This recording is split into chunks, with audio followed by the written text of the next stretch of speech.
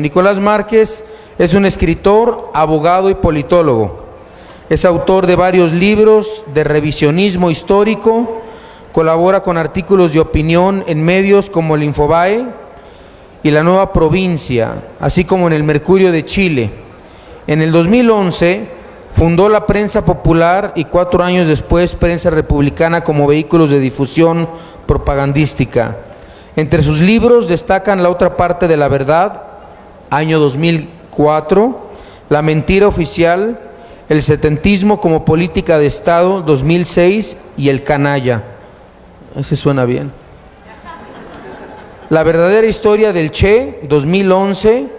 En 2015 publicó Perón, El fetiche de las masas. En 2016, la coautoría con Agustín Laje Arrigoni publicó el libro negro de la nueva izquierda, Ideología de género o subversión cultural. Sin más preámbulo, dejo el micrófono a Nicolás Márquez. Recibamos con un fuerte aplauso.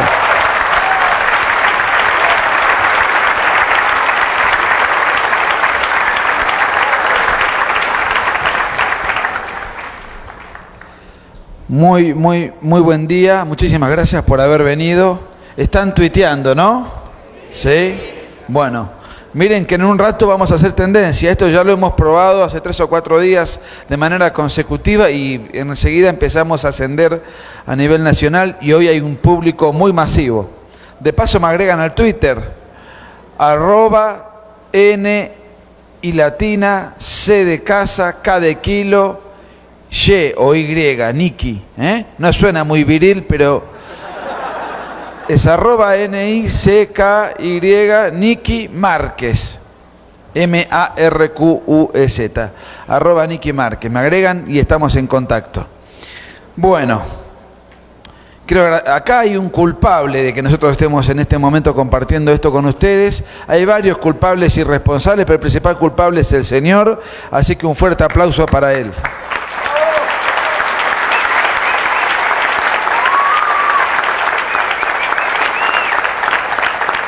Gracias. Miren, este libro lo sacamos en el año 2016 y desde entonces nosotros teníamos pretensiones modestas, ni sospechábamos que íbamos a estar luego peregrinando por todo el continente, incluyendo Estados Unidos y España, de manera tal que esto nos tomó por sorpresa y nos sigue sorprendiendo. Desde hace 4 años que con Agustín estamos viajando en buses, en avión, de hotel en hotel, todo el tiempo, de manera que puedo confesarles, sin temor al prejuicio, que con Agustín hace 4 años que convivimos en el marco de una celibataria y castísima amistad. Esto para aclarar la parte afectiva que se presta a sospechas. Y como Agustín tiene 30 años, se banca las giras muy bien, pero yo tengo 44, entonces cuando llego a la Argentina voy al médico para hacerme algunos ajustes técnicos, ¿no? Entonces, en la última ocasión que lo fui a ver para hacerme un chequeo, él ya sabe lo que hago y tenemos un cierto trato de confidencia, es mi clínico. Entonces le digo, doctor, ¿qué pasaría si yo le digo a usted que me autopercibo sin mi brazo izquierdo? No me reconozco con mi brazo izquierdo. Mi brazo izquierdo no me identifica, no va con mi identidad. Quiero que me lo corten. Quiero que usted me derive a un cirujano, para que me corte mi brazo izquierdo, que no me identifica, no me autopercibo con el brazo izquierdo. Además es lo único que tengo de izquierdo, el brazo nada más. Entonces, ¿qué haría usted? Bueno, ¿usted me derivaría a un cirujano? No, yo te derivo a un psiquiatra. Yo te mando a un psiquiatra. Correcto, está bien. Y si yo le vengo a hacer exactamente el mismo planteo, pero respecto de mis genitales, no me autopercibo con ellos, no me siento cómodo con ellos, quiero que me los corte. ¿Usted también me deriva a un psiquiatra o me deriva a un cirujano? Y él ya ahí dejó de hablar como médico y me habló de igual a igual. Y me dijo, mirá, Yo, una persona con ese planteo que se quiere cortar los genitales, yo lo debería mandar a un psiquiatra.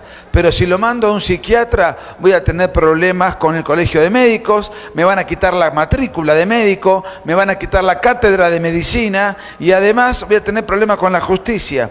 Y tiene razón, porque la nueva, no se asusten, la nueva ley de identidad de género, no solamente castiga a todo aquel que cuestiona el género porque eso es discurso de odio. A nosotros nos acusan constantemente de que enarbolamos el discurso de odio y que por esa razón nosotros tenemos que estar siendo censurados, prohibidos, proscriptos. Y en realidad, ¿qué es el discurso de odio? El discurso de odio no es ni más ni menos que cualquier manifestación verbal, gestual o escrita en desacuerdo con la ideología de género. Es una nueva forma de censura. Acusar a alguien de discurso de odio es para censurarlo y es cualquier manifestación gestual, verbal o escrita en desacuerdo con la ideología de género. Acá tenemos en pantalla a dos elementos que han hecho un cambio de sexo, según dice la ley de género en Argentina, que se repiten más o menos lo mismo en todos lados, ¿no? Cambio de sexo. Ahora bien, a nadie se le ocurre decir, o no se animan a decir por temor a la sanción, que el cambio de sexo no existe. ¿Cómo que no existe el cambio de sexo si está contemplado en la ley? A ver, una ley puede ser justa o injusta, puede tener un contenido acorde con el orden natural o en desacuerdo con el orden natural, puede tener una narrativa acorde con la verdad o en desacuerdo con la verdad. Cuando una ley habla del cambio de género, esa ley es injusta porque no existe el cambio de género, esa ley está mintiendo. ¿Cómo no existe el cambio de género? No, señor, no existe el cambio de sexo. Las leyes hablan del cambio de sexo. No existe el cambio de sexo. ¿Cómo que no existe el cambio de sexo? No, señor, lo que existe es el cambio de apariencia, es el cambio de look, es el cambio estético. Pero no existe el cambio de sexo, nadie puede cambiar el sexo es inmutable, es inconmovible. Y bueno, pero no, hay personas que se han hecho operaciones de cambio de sexo. No, señor, hay personas que en todo caso se han amputado los genitales. Nadie puede cambiar el sexo y sin embargo hay leyes que lo dicen de ese modo y nadie puede cuestionar una mentira instituida, en este caso a través de una ley y además establecida como dogma de fe en el discurso periodístico y en el discurso político. De la misma manera en que las leyes mienten cuando hablan de cambio de sexo, también mienten cuando hablan del matrimonio homosexual o matrimonio igualitario. No existe el matrimonio igualitario, no existe el matrimonio homosexual. ¿Cómo que no existe si hay leyes que lo amparan? Es cierto, pero son leyes injustas cuyo contenido lingüístico no se ajusta a la verdad. Miren, el matrimonio viene de matrimonium, de matriz. La matriz es el útero materno. O sea que el matrimonio es la unión a partir de la cual, por las cualidades del vínculo, existe la posibilidad o la potencialidad de la maternidad. El matrimonio es la unión a partir de la cual, por las cualidades del vínculo, existe la posibilidad o potencialidad de maternidad. Solamente existe tal cosa en el vínculo entre hombre y mujer. En el vínculo entre dos personas del mismo sexo no puede haber esencialmente ninguna potencialidad de maternidad. Bueno, no, pero entonces, si a dos personas del mismo sexo, desde el punto de vista legal, no le otorgamos los mismos derechos que el matrimonio de verdad, entonces los estamos discriminando. Miren, la discriminación puede ser justa o puede ser injusta. La discriminación no es algo malo per se. A ver, ustedes, para venir a compartir esta mañana con nosotros, cosa que les agradecemos, han discriminado otras posibilidades de su agenda. Por ejemplo, quedarse en su casa con su familia, ir a hacer deporte, algunos quizás tenían que trabajar el sábado, otros tenían que estudiar, etcétera. Ustedes han discriminado un montón de cosas y han elegido venir a compartir con nosotros acá, cosa que les agradecemos. Después pueden decir, qué aburrida la conferencia, ¿para qué los elegí? Bueno, ese es otro tema, pero la discriminación per se no es mala. No, pero entonces, ¿cómo? Vamos a poner un ejemplo. Si un ciego le pide al Estado el carnet de conducir, ¿el Estado, para no discriminarlo, le tiene que otorgar el carnet de conducir? Por supuesto que no. Y un Estado que no le otorga al ciego el carnet de conducir es un Estado que funciona con criterio. ¿Y por qué el Estado no le debe otorgar a un ciego el carnet de conducir? Pues porque el ciego no puede conducir. ¿Y por qué no le debería otorgar a dos personas del mismo sexo el carnet matrimonial? Pues porque eso no puede ser un matrimonio. ¿Por qué? Porque no existe ninguna posibilidad ni potencialidad de maternidad. ¿Y por qué el Estado históricamente ha protegido la institución matrimonial, el matrimonio propiamente dicho? Lo ha protegido porque el matrimonio es un vínculo de orden público. No es un vínculo de carácter privado. Al Estado le interesa preservar al matrimonio porque del matrimonio surge la prole, surgen los futuros mexicanos, las futuras generaciones de argentinos, de españoles, de americanos, etcétera, etcétera. Y de hecho, la legislación inherente al matrimonio otorga deberes y obligaciones de los padres entre sí, de los padres respecto de los hijos, derecho alimenticio, afectivo, etcétera. Y además surge el derecho hereditario del matrimonio, porque del matrimonio derivan muchas cosas muy delicadas y como es de orden público, el Estado históricamente la ha protegido. Pero el vínculo entre dos personas del mismo sexo no es de orden público. Síganme el siguiente razonamiento. Con Agustín estamos muy contentos de estar acá y en México nos tratan de maravilla, es un pueblo hospitalario, amable, nos dan de comer muy bien, muy picante.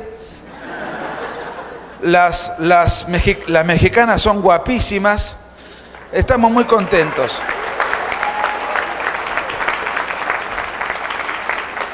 Supongamos que decidimos quedarnos acá y mañana, el lunes, vamos a la dependencia pública más cercana y decimos, queremos que venga un funcionario y haga un acta, labre un acta y constate que nosotros tenemos un vínculo de amistad. Somos amigos de verdad hace 15 años. Agustín tenía 15, así que imagínate. Lo conozco de... ¿Vieron Maradona, los que lo conocen desde que jugaba en la plaza? Y después... Bueno... tenemos un gran vínculo de amistad y queremos que se labre un acta firmada por un funcionario de alto rango para que constate que nosotros tenemos un vínculo de amistad. ¿Y a mí qué miércoles me importa que sea un vínculo de amistad? Es un vínculo entre ustedes, no tiene rango para que un funcionario público esté haciendo un acta ni otorgándole a ese vínculo algún estatus específico. No, bueno, pero además como nos vamos a quedar acá en México, hemos alquilado un departamento y para economizar nos vamos a vivir juntos. ¿Y a mí qué me importa? Es un asunto entre ustedes y el dueño del departamento. Bueno, no, pero en realidad además dormimos juntos. Es mentira eso, ¿no? Es para seguir con el razonamiento. ¿Y a mí qué me importa cómo duermen ustedes? Exactamente, tendría razón el funcionario, porque el vínculo entre dos personas del mismo sexo es un vínculo de carácter privado, no es un vínculo de orden público. Y de hecho, todo esto los hacen los lobbies para presionar y poner una agenda que en realidad no solamente no forma parte de un reclamo de la sociedad, sino que ni siquiera forma parte del reclamo de la comunidad LGBT. Miren, estos dos que están acá son dos lobistas, dos dirigentes de Argentina. Este fue el primer matrimonio homosexual. El matrimonio homosexual existe en Argentina desde el año 2010. Solamente el 2% de la comunidad homosexual se casó y de ese 2%, el 1,5% ya se divorció. Este matrimonio, ya de por sí y desde el vamos, fue un fraude. Fíjense, Clarín, no eran pareja. Lo hicieron como lobby para tratar de imponerlo porque ellos tenían un protagonismo y una fuerza de lobby superior al promedio. Mintieron alegando que estaban de novios, que se querían mucho, ni siquiera fueron pareja. Se casaron sin siquiera tener el más mínimo vínculo afectivo, ni erótico, ni nada. Fue simplemente un asunto político y lo reconoció uno de ellos después. Tapa de Clarín. O sea que ya que desde el vamos fue un engaño. Luego aparece un discurso adicional que dice, bueno, pero entonces no pueden adoptar. Y si no pueden adoptar, estamos en presencia de un Estado que lo sigue discriminando, de un Estado homofóbico. Vamos a ver el siguiente punto. Acá se está confundiendo el concepto de la adopción. ¿Qué es la adopción? La adopción no es un derecho del adoptante. Ninguna duda cabe que es un acto de amor y de generosidad, pero no es un derecho del adoptante. La adopción es un derecho del adoptado. La adopción es un derecho del adoptado, en primer término es un derecho del adoptado. En todo caso, el adoptante tiene derecho subordinado a los intereses superiores del adoptado. Entonces, ¿a qué tiene derecho un niño que está en situación de ser adoptado? Tiene derecho a que le sea restituido aquello que ha perdido. ¿Y qué es lo que el niño ha perdido? Ha perdido a mamá y a papá. Les quiero aclarar algunas cosas más. No es lo mismo que un niño sea criado por dos personas del mismo sexo a que sea criado por una pareja heterosexual. No es lo mismo, con el amor no basta, el amor es importantísimo, pero con eso no alcanza. Algunos datos. Los niños criados en parejas heterosexuales, menos del 2% de ellos luego puede tener tendencia homosexual. Los niños criados en parejas homoparentales, el 35% de ellos luego tiene tendencia homosexual. Además hay algunas cosas que son muy interesantes. Es un error y una irresponsabilidad de política pública estatal, valga la redundancia, institucionalizar, fomentar y promover la homosexualidad. ¿Por qué razón? Porque los homosexuales en Occidente viven en promedio de 20 a 25 años menos que una persona heterosexual. ¿Por qué? Bueno, miremos algunos datos. Ministerio de Salud de Estados Unidos. Los homosexuales son el 1,6% de la población norteamericana, pero el 80% de los enfermos con VIH son homosexuales. Datos que se repiten exactamente en América Latina según lo informa la ONU. Todo eso está en el libro si quieren chequear las fuentes. Que son inobjetables, son de las páginas oficiales de cada uno de estos organismos. El 80% de las personas con gonorrea y sífilis son homosexuales. Similares cifras se repiten en enfermedades como hepatitis B y hepatitis C. Según la Fundación LGBT de Madrid, los homosexuales tienen el triple de propensión a las drogas. La comunidad homosexual tiene 14 veces mayor posibilidades de suicidio que una persona heterosexual. Vale decir, la homosexualidad es una tendencia que afecta a la persona que la practica.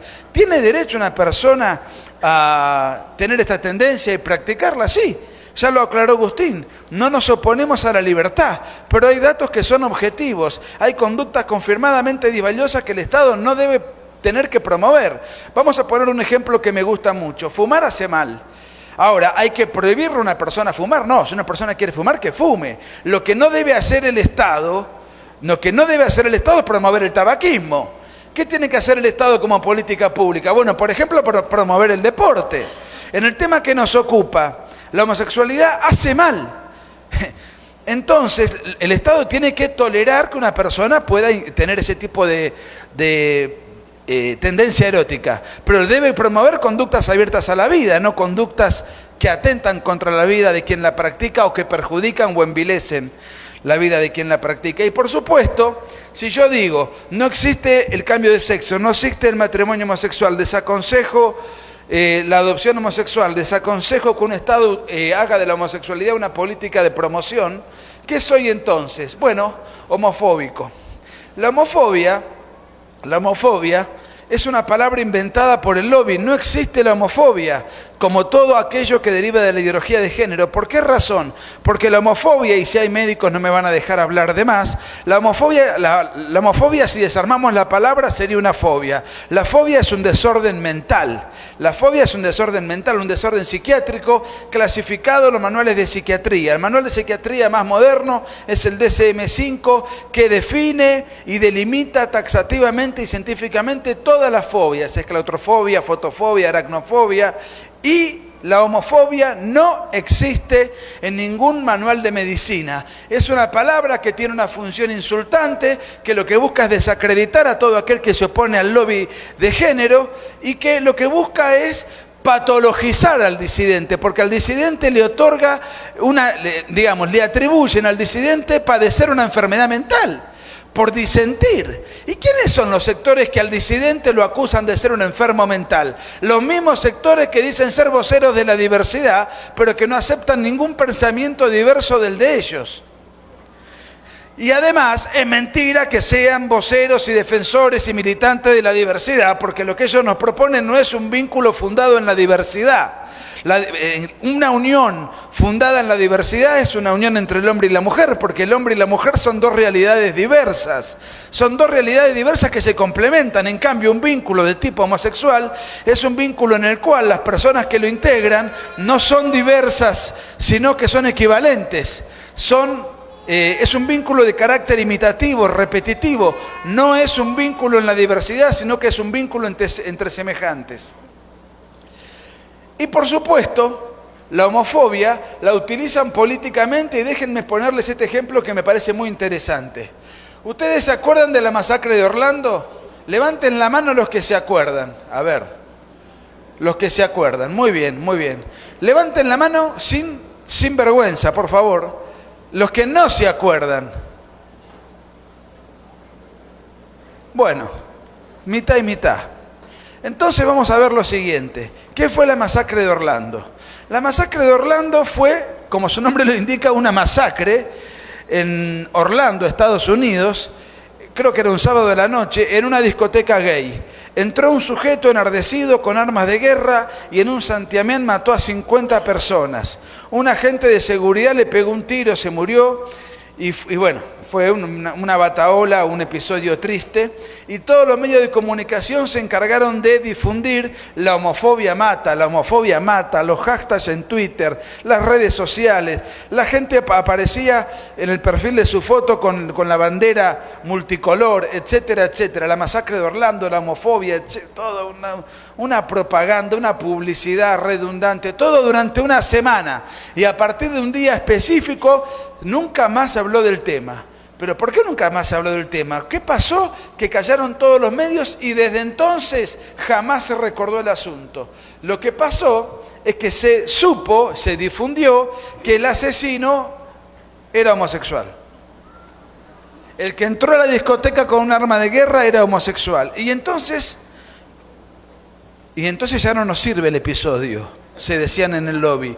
¿Por qué razón? Y no podemos acusar de homofóbico a uno de los nuestros. Pero ¿cómo? ¿Las 50 personas que murieron no tienen la misma dignidad independientemente de la tendencia erótica del asesino? No la tienen. Tienen dignidad y nos sirven políticamente en tanto y en cuanto podamos explotar el hecho. Si el hecho ya no lo podemos explotar, no me interesa. Perdón por la expresión, me cago en los 50 muertos. Así es como operan los lobistas. Les pongo un ejemplo. Vamos a hacer algo contrafáctico. Si el asesino hubiese sido heterosexual, todos los años se recordaría la fecha. Harían todos los años marchas. Todos los años irían con antorchas en todo Occidente y con las caras de todos y cada uno de los muertos. Pero como el asesino era homosexual, nunca más se volvió a mencionar siquiera el episodio de la masacre de Orlando. Y encima en Europa se reparten pastillas para curar la homofobia. Yo les puedo asegurar que Agustín está tuiteando. Yo les puedo asegurar que, aunque me den una sobredosis de estas pastillas, no voy a cambiar mucho de opinión.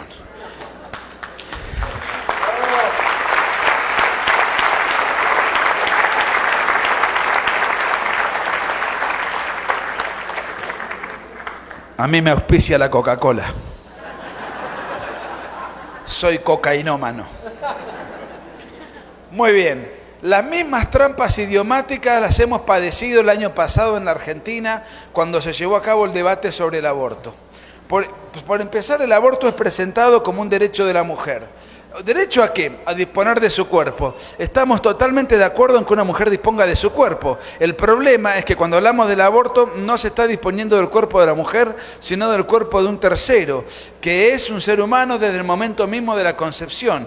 Y a partir del momento de la concepción empieza la multiplicación celular, tiene un ADN propio, empieza un ciclo vital con carga genética propia, puede tener un grupo sanguíneo distinto del de la madre, puede tener un sexo distinto del de la madre. Pero todo esto, ¿quién lo dice? ¿Qué pastor lo dice? ¿Qué pasaje bíblico lo dice? Miren, lo dice la ciencia más moderna, más reciente, la genética, la embriología, la biología. O sea, nosotros, los retrógrados, los antediluvianos, nosotros, los anacrónicos, basamos nuestra posición en la ciencia más moderna. Y ellos, los racionales, los que no son místicos, no saben explicar cuándo empieza la vida. Y nosotros fundamos nuestra posición en la ciencia y en la modernidad, en la ciencia más próxima. De la misma manera se define publicitariamente el aborto como la interrupción del embarazo, A ver, la interrupción es el cese transitorio de un proceso para su posterior reanudación. O sea, es el cese transitorio de un proceso para su posterior reanudación. Hay un proceso. El proceso en un momento se congela, se detiene por un accidente y después sigue. Vamos a poner un ejemplo. Está jugando el Chivas con el América.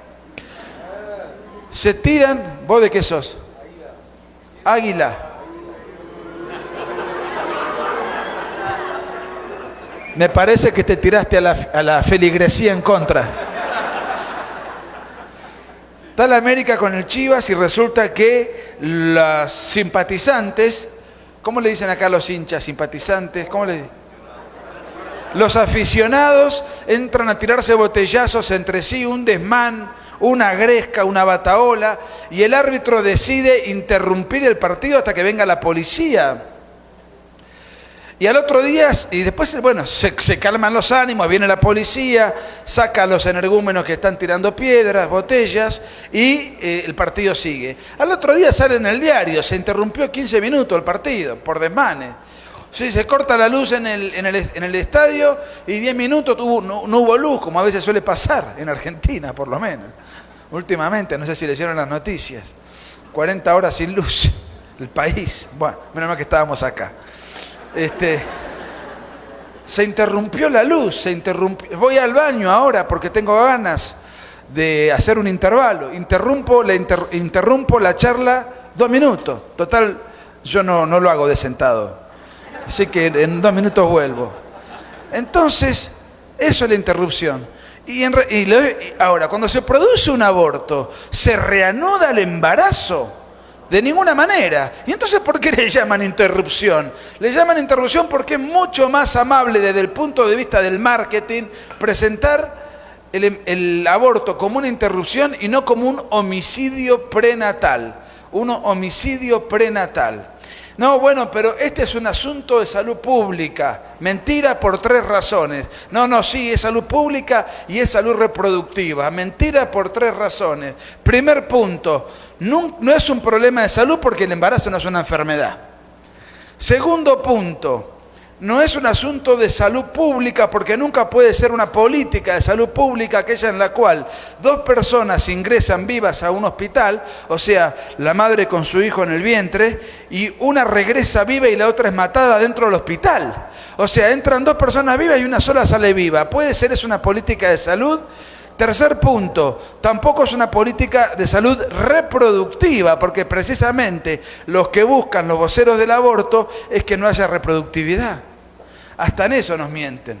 Y cuando se debatió el aborto, del lado pro vida fueron al Congreso de la Nación durante varios meses, semanas, en Cámara de Diputados y Cámara de Senadores del sector pro vida fueron genetistas, biólogos, médicos, todos a exponer sus fundamentos científicos. Claro, iba un genetista y lo escuchaban 15 personas. Ahora, el sector proabortista se cansó de llevar personajes de la farándula. Por ejemplo, el más taquillero fue este señor, Flor de la B, travesti, líder de Argentina, actor, qué sé yo. Tiene un gran predicamento. Va a hablar un genetista, lo escuchan 15 personas. Va a hablar este personaje y lo escuchan millones de argentinos. De allí, sin fundamento académico, sin nada, simplemente una arenga farandulera. Así se movió todo el lobby durante prácticamente todos los meses en donde se discutió el asunto. Ahora, uno se pregunta en voz alta, ¿para qué quiere un travesti que le financien el aborto legal, seguro y gratuito? ¿qué hace un travesti pidiendo el aborto legal? ¿Qué hace? ¿Cómo es esto? ¿Cómo funciona esto? Bueno, desde el punto de vista de la ideología, el asunto funciona así. Si yo no soy aquello que soy conforme a mi naturaleza, sino que yo soy aquello que me autopercibo ser, entonces si yo me autopercibo como mujer, soy mujer. Y si soy mujer, tengo derecho a reclamarle al Estado que me otorgue el rango y el estatus de mujer. Entonces, si el aborto no es un homicidio prenatal, sino un derecho de la mujer, entonces yo, que me autopercibo como mujer y que entonces soy mujer y que el Estado me reconoce como mujer, tengo derecho a pedirle al Estado que me financie el aborto. Eso desde el punto de vista de la ideología. Y desde el punto de vista de la ciencia, bueno, desde el punto de vista de la ciencia tiene fundamentos para solicitar, para sospecharse y sentirse embarazado. Porque hacía varias semanas que no le venía la menstruación.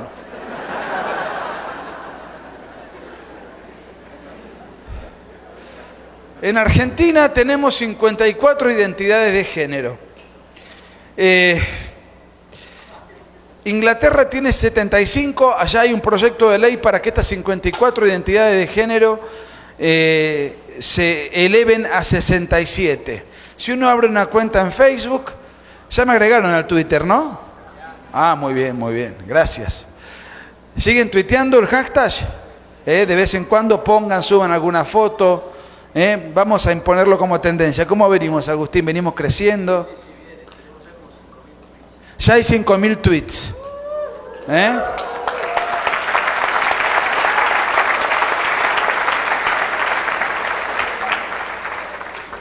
Después de Inglaterra, el segundo país del mundo con más identidades sexuales somos nosotros. O sea que los ingleses no solamente nos roban las Malvinas, sino que encima nos ganan en el ranking de género.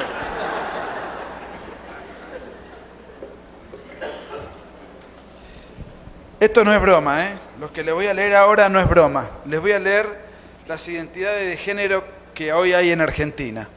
Uno en Argentina puede elegir ser femenino, masculino. ¿Hasta ahí estamos bien? Bueno. Androginx. Andrógino, andrógina, trans, transmasculino, transfemenino, varón trans, hombre trans, mujer trans, transexual, travesti, transgénero, transgénero femenina, transgénero masculino, queer, intersex, intersexual, ninguno. Ninguno también es una identidad. Hay que tener baja la autoestima para llamarse ninguno.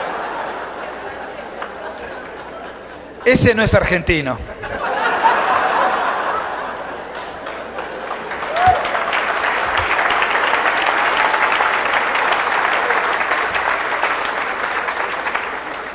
Uno puede elegir ser también neutro, pansexual varón, pansexual mujer, mujer, hombre, varón, lesbiana, gay, asexual mujer, asexual varón, mujer bisexual, varón bisexual. Y acá viene la rama ecuménica. Poliamorox, poliamorosa, poliamoroso. Algunos a lo que venga le dan. Mujer heterosexual, varón heterosexual, mujer homosexual, varón homosexual, puto, torta, traba.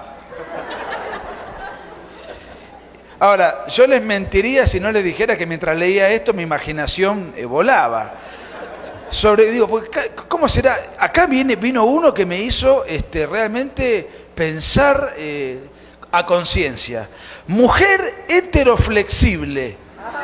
Mujer heteroflexible, y yo digo, ¿pero qué será esto? Una mujer trapecista. Varón heteroflexible, lesbo flexible, cisexual masculino, cisexual masculina, cisexual femenina, cisexual femenino, cisexual mujer y cisexual varón. Y mi identidad no está, porque yo siempre fui lesbiano.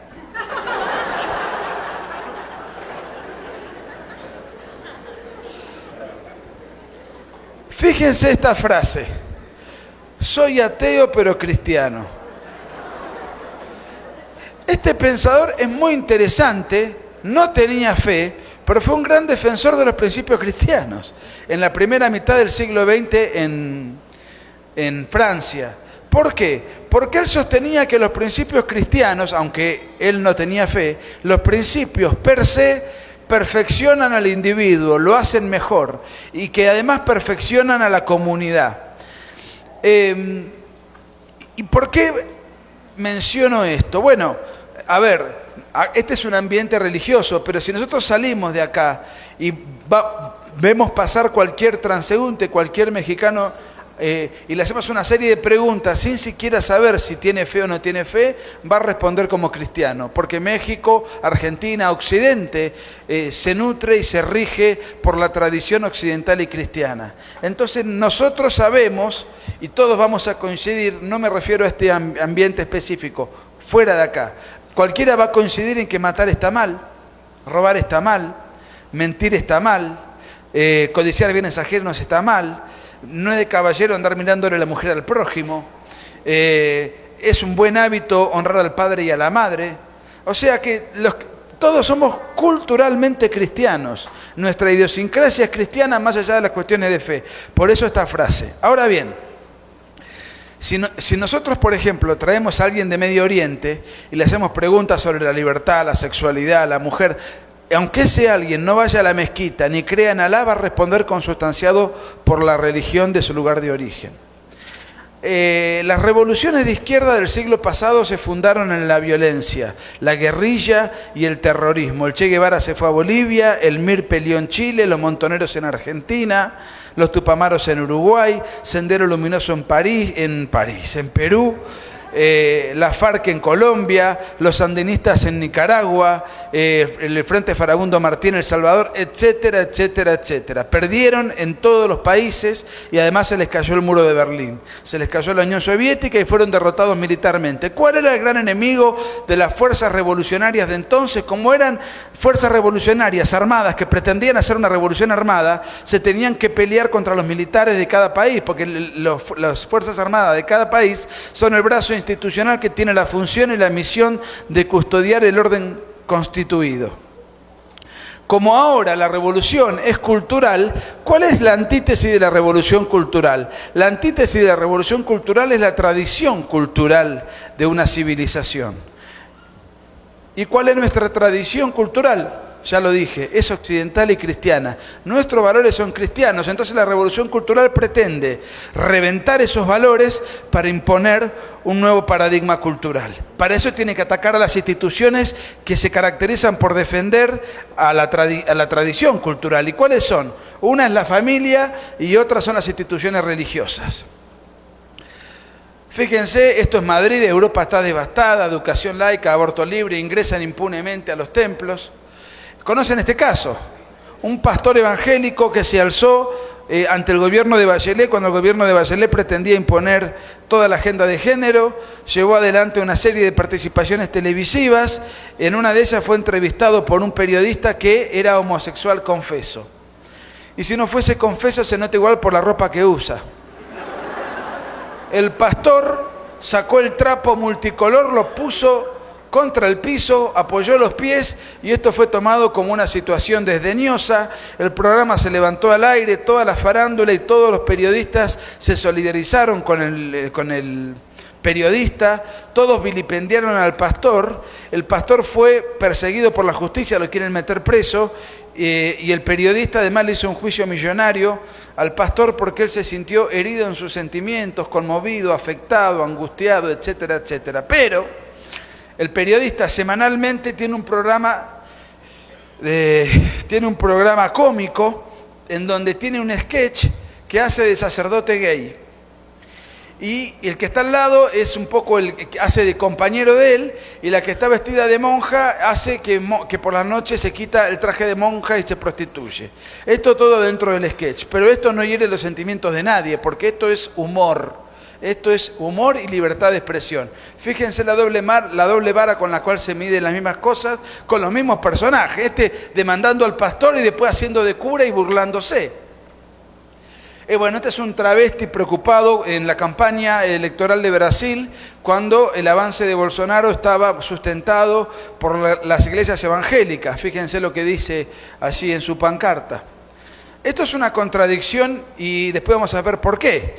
Acá dice no al racismo ni al fascismo, y acá marchan tres grupos, sí a la igualdad y a la diversidad, no a la islamofobia. Acá marchan grupos LGBT, grupos feministas y grupos pro-islam. ¿Pero esto no es una contradicción? ¿Cómo viven los sectores LGBT en los países donde prevalece el islamismo? Miren, están penados con la pena de muerte, los ahorcan. ¿Y cómo vive una mujer? Bueno, desde que nace le rebanan el clítoris, luego la encapuchan y no puede mostrar el meñique en toda su vida, no puede votar, no puede heredar, no puede marchar. Si es sospechada de adulterio, la revientan a piedrazos públicamente.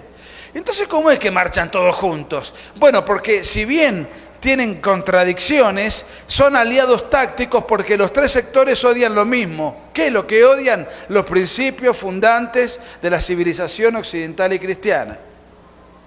Esta es una mujer en la marcha del Día Internacional de la Mujer, 8 de marzo, disfrazada de María y parodiando hacer un aborto. ¿A quién está abortando? A Jesús.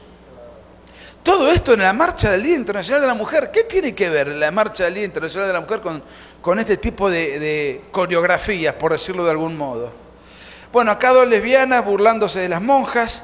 Acá hay una burla al Papa Francisco, mujeres semidesnudas, partido de izquierda. Esto fue en Buenos Aires.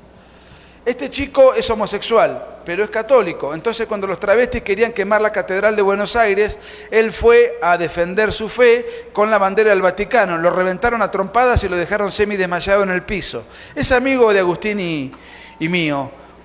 Nuevamente tiene que ver con eso, con que no nos importa, no tenemos nada contra el individuo, sí contra el lobby, que es otra cosa muy distinta. El lobby lo agredió físicamente, pero ¿por qué si es homosexual? Claro, es homosexual pero no juega para ellos, entonces es un enemigo, peor que el enemigo convencional porque es considerado un traidor.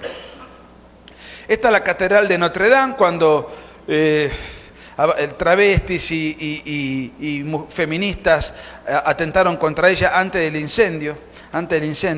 Van a ver que todas las imágenes tienen de diferentes países y de diferentes lugares del mundo, tienen un denominador común en cuanto al odio explícito a la fe y en cuanto a su estética. Todas se parecen entre sí. En cada país son como franquicias, ¿no? Todo está más o menos formateado de la misma manera. Bueno, esto es un templo en Argentina donde hubo un cordón humano y los escupitajos y las agresiones. El cordón humano es para que no ingresen al templo a romperlo. Y por supuesto, los que participan del cordón no pueden defenderse, porque imagínense un hombre defendiéndose de una mujer. Enseguida van a decir que fue violencia de género, que hay misoginia, etcétera, etcétera. Esto es Venezuela. Bueno, esta es la Catedral de Buenos Aires, están defecando ahí. Perdón, la imagen yo sé que no es la más elegante y que no es la imagen de mejor gusto, pero la verdad que hay que mostrar qué es lo que hacen, quiénes son. Ahora, uno podría decir, estos están poseídos, qué sé yo, no es de una persona normal. Uno puede hacer una protesta, tiene derecho, esto no es de una persona normal. Esto es una mujer haciendo de papa, una mujer lesbiana. Bueno, esto es México. Fíjense que en México todavía las manifestaciones no son tan brutales, lesbianas feministas de izquierda. Yo busqué varias imágenes de México para el PowerPoint y la realidad es que las imágenes en México hay protestas, pero no tienen el nivel de brutalidad que se ven en otras latitudes. Pero no se pongan contentos, ya va a llegar. Esto es una agenda progresiva. Esta es mi ciudad, Mar del Plata. Fíjense lo que tienen inscriptas las mujeres y les pido perdón por el lenguaje, pero cito textual. Puta pero no tuya, soy libre, yo aborté. Ahora, yo les digo una cosa. Cuando yo vi esta foto, me alegré, realmente me alegré. Porque bajo el yugo opresor del patriarcado, que a la mujer la subyuga, la somete a esclavitud o la somete a un estado de servidumbre insensible, por lo menos tenemos que reconocer que la mujer bajo ese sistema hambre no pasa.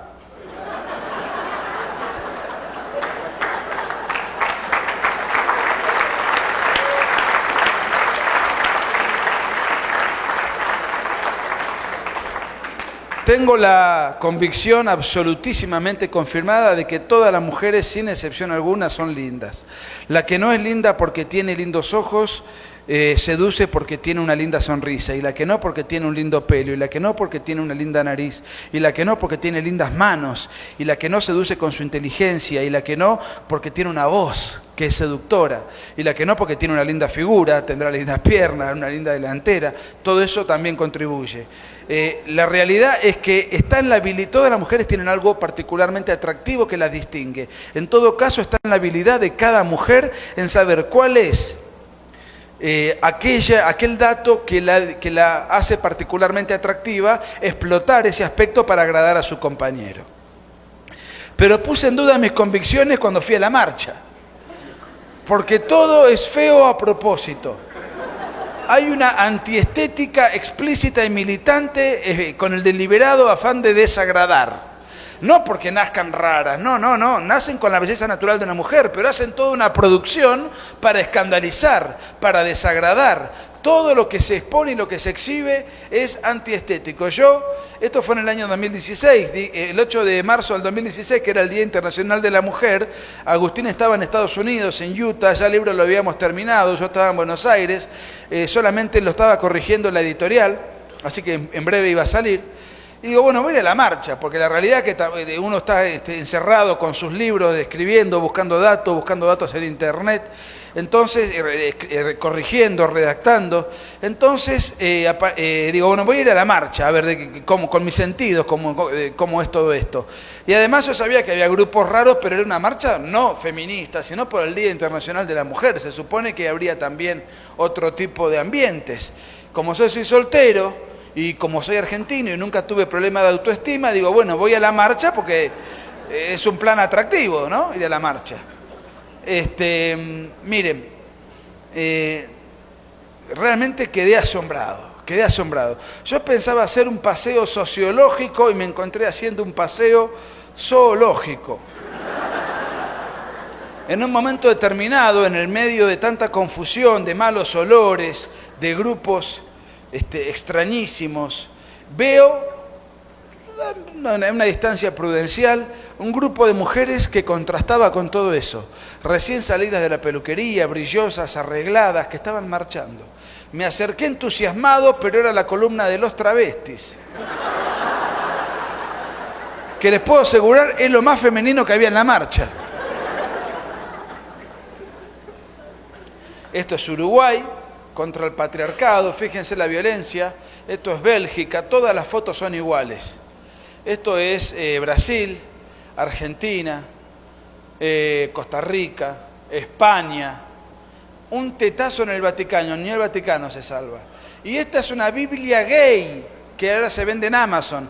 No es la única Biblia gay, también hay una Biblia queer. En fin, ahora se está tratando de desnaturalizar y tergiversar lo que los creyentes creemos que es la palabra revelada para reinterpretarla, reconvertirla y acomodarla al lenguaje y a la interpretación de los lobbies homosexualistas. Cierro con este mapa. Este mapa Tendencia 2, en segundo puesto.